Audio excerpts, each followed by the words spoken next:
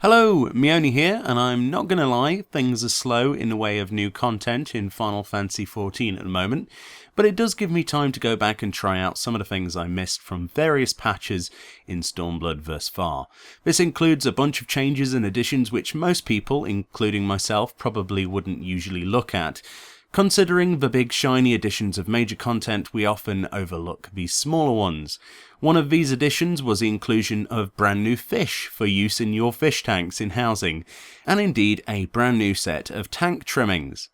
The thing about aquariums is that I've always wanted to keep a variety of fish in real life, and only recently I managed to get some goldfish in real life, and honestly I can't stop staring at them. They're adorable. They're swimming around in the background of this recording now as I look at them and smile.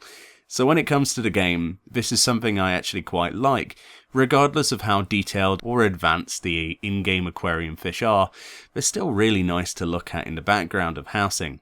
4.1 added the sunken treasure tank trimmings that look like this. This is a very basic design, but one of the best looking trimmings they could have added. It comes complete with an overflowing treasure chest of gold to the right, and a sunken ship to the left of the tank by default. I'll show you later how you can actually add more things to your tank, but first I want to look at all the new fish 4.1 added that you can now use inside your tanks. Firstly, let's look at the saltwater section. This is the tiger cod. This is a small fish which takes up one small slot in your tank. It's pretty much exactly what you'd expect, a nice basic white colouring. It's a striped saltwater fish indigenous to the cold northern waters of the blood brine sea, or so says the flavour text on this fish. It's a tier 1 aquarium fish and will take up one small spot.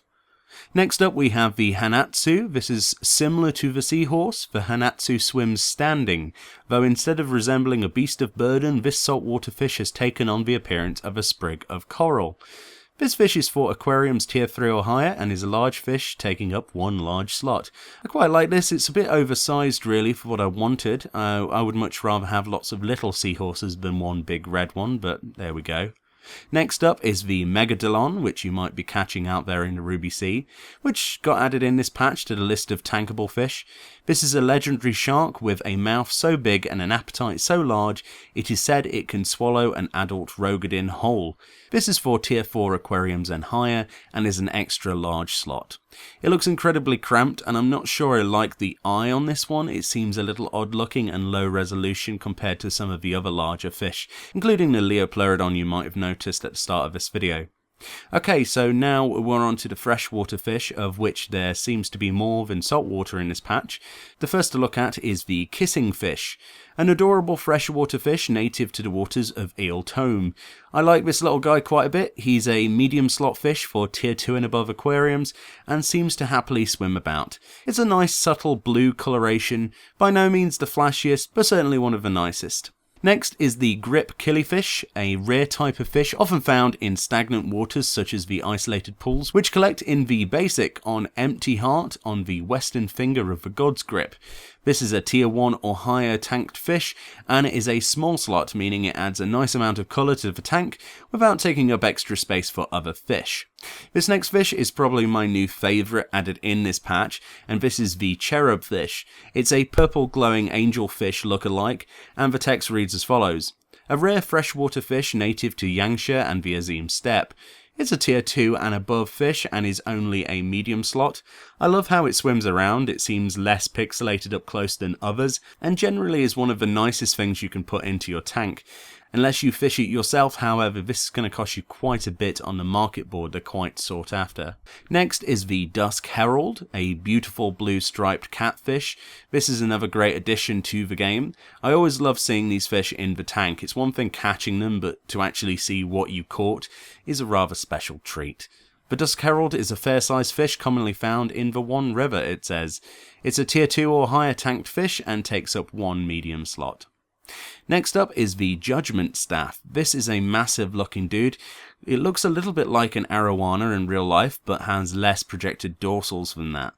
Named after the primal Ramu's signature weapon, this strange freshwater fish will only feed when the weather is rainy. This guy fits a tier 2 aquarium and takes up one of your medium slots. Next on the list is the yellow prism fish. Beautifully scaled, this fish has nice golden scales that shimmer in the light from the actual tank here. The pale yellow glow emitted by this freshwater fish is believed to be caused by an unbalanced level of aspected ether in the wavekin's humours. It's a nice little tier 2 fish which takes up a medium slot inside your tank. And finally on this list is the emperor fish. This giant can't swim around due to his length, so he just kind of sits there, much like the Megalodon and the Leopleurodon I had at the start of this video.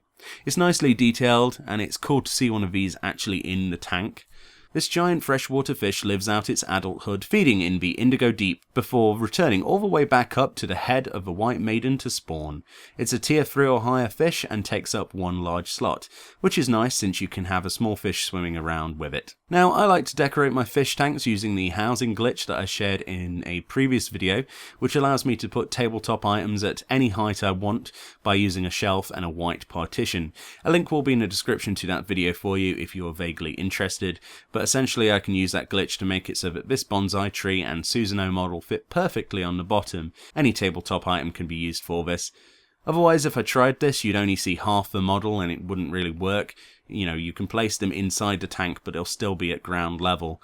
So with this technique, it raises them up. Either way, I hope this video was interesting to you. Let me know what you think of the fishy additions in 4.1. Personally, actually seeing the fish adds much more interest to the actual fishing class for me and somewhat gives you a reason to go fishing. Bear in mind some of the fish featured here today sell very well for this reason, so this video should give you an idea of what you can make gill from easily with fishing if that's what you want to do.